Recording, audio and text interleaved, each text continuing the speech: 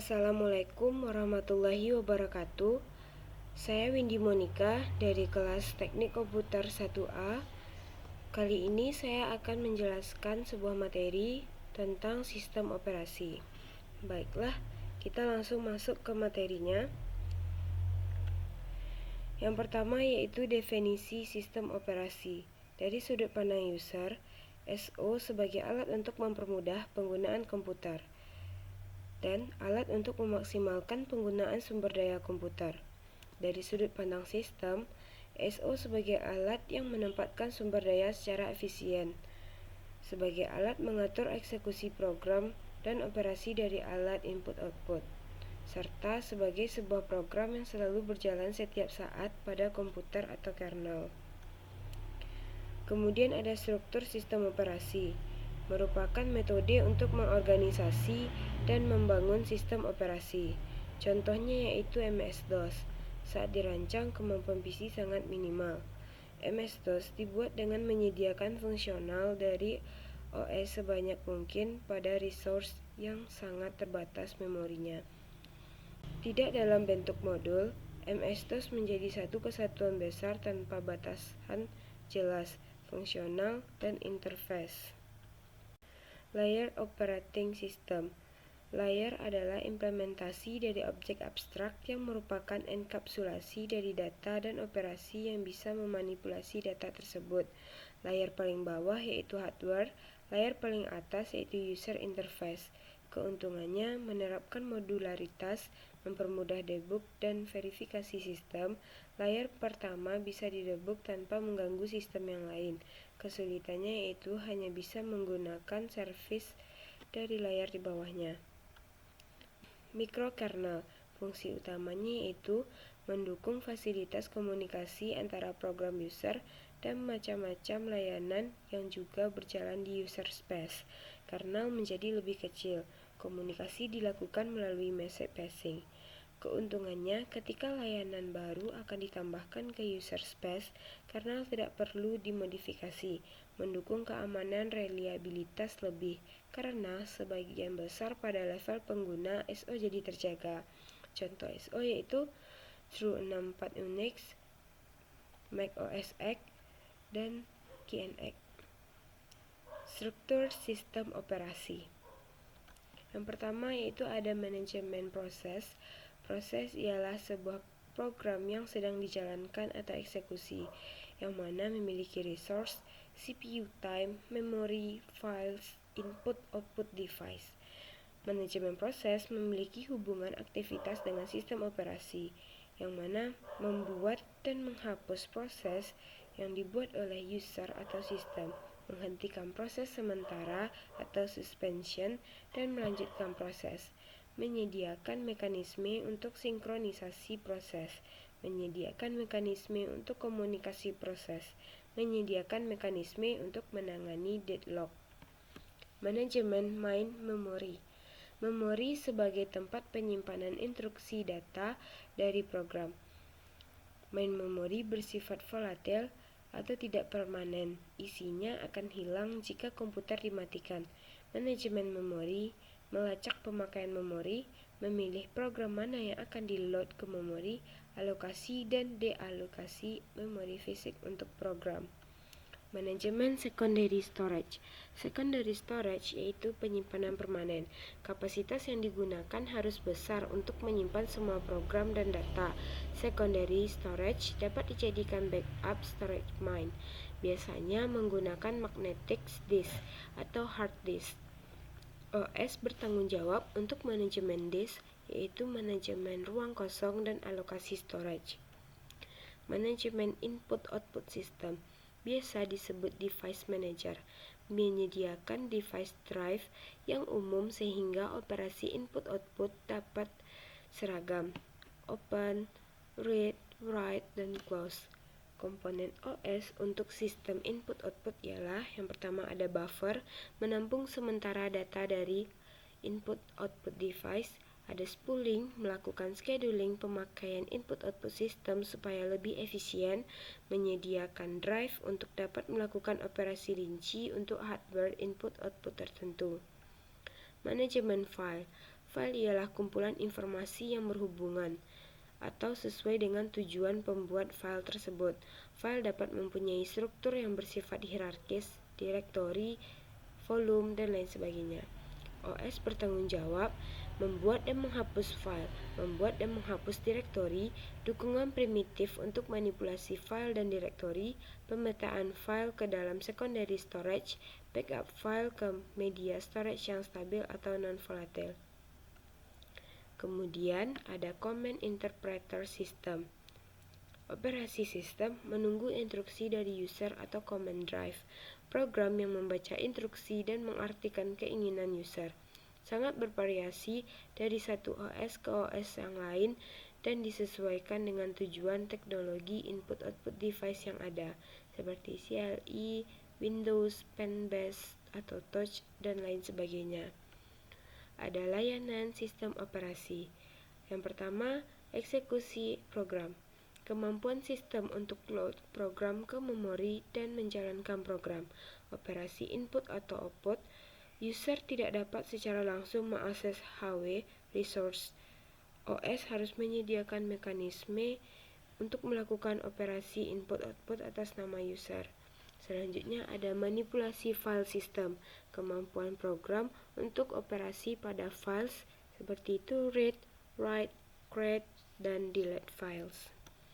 Selanjutnya ada komunikasi, yaitu pertukaran data atau informasi antar dua atau lebih proses yang berada pada satu komputer atau lebih. Deteksi error, menjaga kestabilan sistem dengan mendeteksi error, seperti hardware maupun operasi. Kemudian penggunaan sistem yang efisien. Ada proteksi, yaitu menjamin akses ke sistem resource dikendalikan. Accounting, yaitu merekam kegiatan users, jatah pemakaian resource. Selanjutnya yaitu system calls. System calls menyediakan interface antara program dan bagian operating system. System calls menjadi jembatan antara proses dan OS, dituliskan dalam assembly language atau bahasa tingkat yang dapat mengendalikan mesin. User program harus memberikan data atau parameter ke rutin OS yang akan dipanggil. Cara memberikan parameter dari program ke OS yaitu melalui registers atau resource di CPU dan menyimpan parameter pada data struktur tabel di memori. Selanjutnya yaitu tipe system calls. Yang pertama ada control process, mengakhiri atau end dan membatalkan abort, mengambil atau load dan eksekusi, membuat dan mengakhiri proses, menentukan dan mengeset atribut proses. Selanjutnya manipulasi file, membuat dan menghapus file, membuka dan menutup file, membaca, menulis dan mereposisi file, menentukan dan mengeset atribut file. Selanjutnya yaitu manajemen device, meminta dan membebaskan device, membaca, menulis dan mereposisi device, menentukan dan mengeset atribut device. Informasi lingkungan, mengambil atau mengeset waktu atau tanggal, mengambil atau mengeset sistem data, mengambil atau mengeset proses, file, dan atribut device. Kemudian ada komunikasi, membuat dan menghapus sambungan komunikasi, mengirim dan menerima pesan, mentransfer status informasi, dilakukan dengan melewatkan pesan atau sharing memori.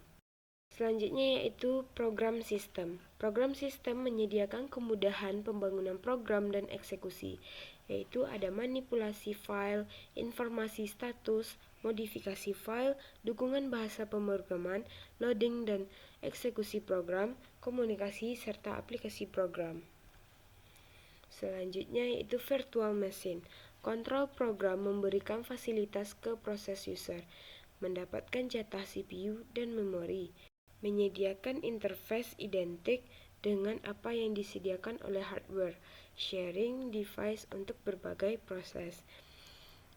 Virtual machine untuk kontrol program yang minimal, yaitu virtual machine memberikan ilusi multitasking, seolah-olah terdapat prosesor dan memori eksklusif digunakan. Virtual machine memilah fungsi multitasking dan implementasi extended machine tergantung user proses, yaitu fleksibel dan lebih mudah untuk maintained atau proteksi. Jika setiap user diberikan satu virtual machine, maksudnya yaitu user bebas untuk menjalankan operasi sistem atau kernel yang diinginkan pada virtual machine tersebut. Potensi lebih dari satu OS dalam satu komputer. Contohnya IBM FM370 menyediakan virtual machine untuk berbagai OS. Masalahnya yaitu pertama, sharing disk. Setiap OS mempunyai file sistem yang mungkin berbeda. IBM Virtual Disk atau mini disk yang dialokasikan untuk user melalui virtual machine.